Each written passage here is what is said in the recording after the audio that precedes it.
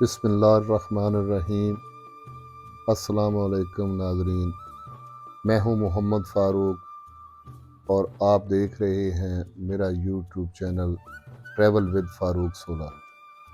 دوستو، ہمیشہ کی طرح آج پھر ایک تاریخی ولاگ کے ساتھ آپ کی خدمت میں حاضر ہوں۔ یہ تاریخی جگہ کا نام ہے قلعہ مروٹ۔ یہ قلعہ صوبہ پنجاب کے ضلع بہاول نگر میں واقع ہے۔ اس کا فاصلہ بہاول نگر سے 160 کلومیٹر اور فورٹ آباد سے تقریباً 50 کلومیٹر ہے، اور اگر بہاول پور سے آئیں تو اس کا فاصلہ تقریباً 100 کلومیٹر بنتا ہے۔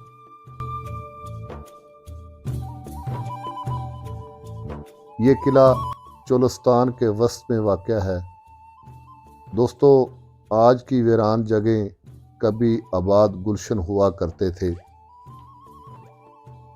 چولستان کے اندر آج کوسوں میل سفر کرنے کے بعد بھی پانی جیسی نعمت سے انسان محروم ہو جاتا ہے، لیکن آج سے ہزاروں سال قبل یہاں پر خوشحالی تھی۔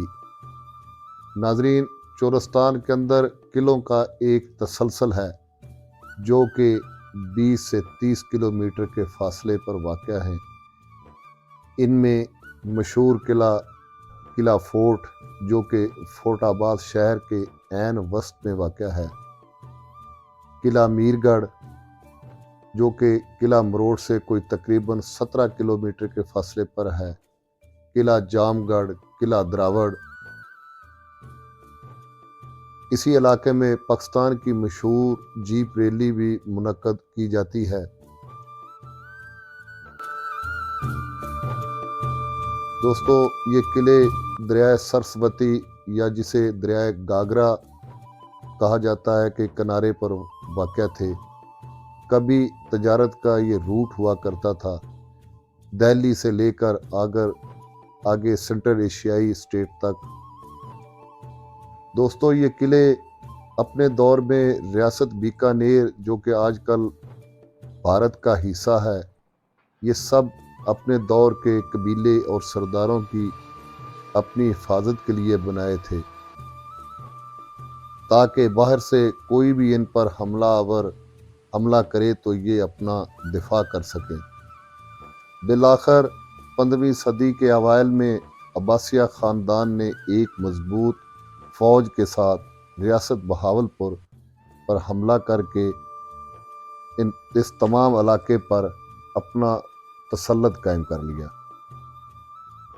یوں یہ چھوٹے تمام سرداروں کو شکست ہو گئی اور یہ قلعے عباسیہ سلطنت کے زیر اثر ہو گئے۔